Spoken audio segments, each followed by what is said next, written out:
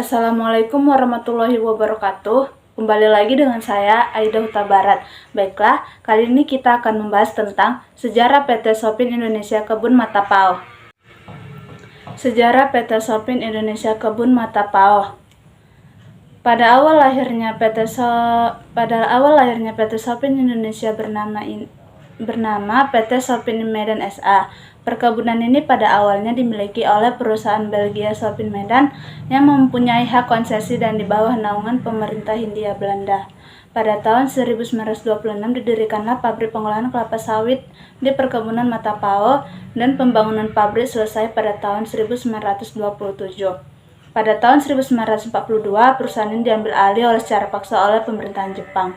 Setelah proklamasi kemerdekaan ini, perusahaan dikuasai oleh pemerintahan Republik Indonesia.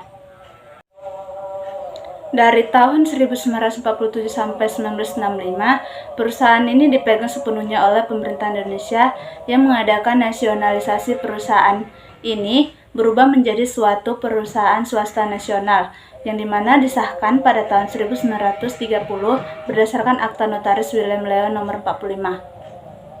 Pada tanggal 7 Desember 1930 yang berkedudukan di Medan dan mengelola perkebunan di daerah Sumatera Timur, Aceh Barat, Aceh Selatan, dan Aceh Timur. Perkembangan selanjutnya, ini penetapan Presiden nomor 6 tahun 1945 Keputusan Kabinet Dwi Korah. Dan pada tahun 1966 diadakan serah terima hak milik perusahaan kepada pemerintah Indonesia atas dasar penjualan perkebunan dan harta Shopin SA. Pada tahun 1968, tepatnya pada tanggal 29 April 1968, dicapai kesepakatan antara pemerintah RI dengan pemilik saham Shopin SA yang diperkuat dengan surat keputusan Presiden RI nomor B68-Pres-6-1968 pada tanggal 17 Juni 1968 yang berisikan joint enterprise antara pemerintah RI dengan pengusaha Belgia dengan komposisi permodalan 40% pemerintah Republik Indonesia dan 60% pengusaha Belgia. Dan sejak pada tahun 2001 perbandingan saham berubah menjadi 90% digawati karena privatisasi pada saham. Sejarah perkebunan pada kelapa sawit. Tanaman Cloelaeas guineensis Jack didatangkan ke Indonesia pertama kali oleh pemerintah Hindia Belanda pada tahun 1848. 4 benihnya itu ditanam di kebun raya Bogor. Pada awal tahun 1884, tanaman kelapa sawit menjadi tanaman hias di sepanjang jalan di Deli, Sumatera Utara.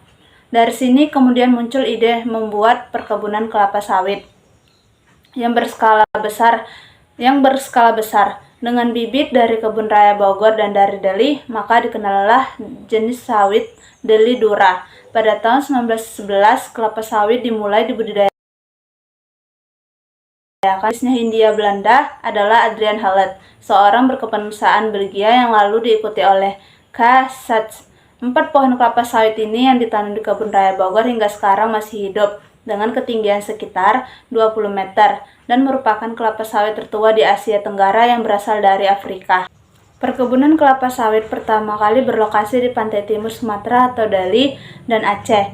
Luas areal perkebunan ini mencapai 5.123 ha. Kemudian dengan seiring meningkatnya permintaan bibit kecambah kelapa sawit ini dengan skala besar, pada tahun 1916 yang didirikanlah 2 pusat penelitian kelapa sawit di 2 lokasi yang berbeda, di Marihat MRSD Kabupaten Simalungun dan Medan yang terkenal sebagai Afros Sumatera Utara.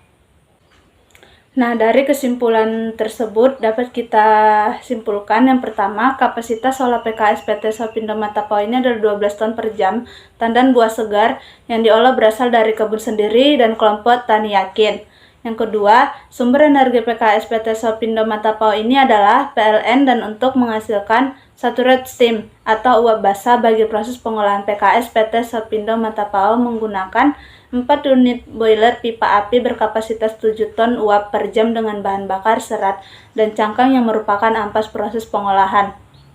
Yang ketiga, PKS dengan kapasitas dan boiler pipa api tidak menggunakan water treatment sebagai stasiun pengolahan air, sehingga air umpan boiler hanya dipanas. Temperaturnya bisa mencapai 80 derajat Celcius. Yang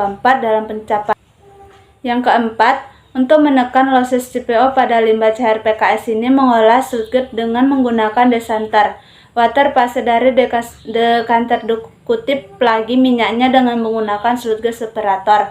Yang kelima, pada stasiun pengolahan biji, inti dan cangkang dipisah dengan menggunakan clay bed dengan menggunakan air dan tanah yang akan cangkang dan inti karena perbedaan berat jenis. Dan yang terakhir, dalam pencapaian kapasitas oleh olah pabrik dan rendaman yang telah dianggarkan, perlu kita perhatikan beberapa faktor. Yang pertama, baik buruknya kualitas bahan baku, kemudian kondisi alat dan mesin terpasang, dan loyalitas serta kerjasama yang baik sumber daya manusia terhadap pekerjaannya. Untuk dari saran ini yaitu, untuk meningkatkan keahlian, perlu adanya pelatihan bagi kepala kerja tiap-tiap stasiun mengenai cara dan perawatan peralatan dari stasiun yang dibawahinya. Yang kedua, kelapa sawit yang termasuk yang tidak layak lagi dipanen, maka perlu disortasi secara. Kemudian yang ketiga, sebaiknya umpan bahan bakar kita perhatikan lagi pada boiler. Hal ini dapat mengurangi pengendapan bahan bakar sehingga pembakaran ini terjadi secara optimal. Apabila pembakaran ini tidak sempurna, maka tidak dapat mempengaruhi tercapainya tekanan steam yang dibutuhkan oleh pengolahan, sehingga mengakibatkan losses tinggi dan kualitas hasil olah yang tidak sesuai norma. Kemudian yang keempat, mempertahankan dan meningkatkan maintenance alat dan mesin pengolahan untuk menghindari terjadinya stagnasi yang menyebabkan berkurangnya jam olah pabrik. Kemudian yang kelima, memperhatikan dan melengkapi peralatan laboratorium yang merupakan monitoring mutu dan proses pengolahan dan efisiensi kerja alat dan mesin. Yang keenam, keselamatan dan kesehatan kerja sedapat mungkin kita tingkatkan. Alat-alat yang sudah tidak layak dipakai sebaiknya diremajakan untuk menghindari kecelakaan kerja dan kemacetan dalam pengolahan produksi. Serta yang terakhir adalah untuk mempertahankan pencapaian rendaman CPO dan PKO yang telah dianggarkan, perlu diadakannya mass balance terhadap TBS kebun sendiri. Baiklah, sekian dari saya akhiri. Wassalamualaikum warahmatullahi wabarakatuh. See you.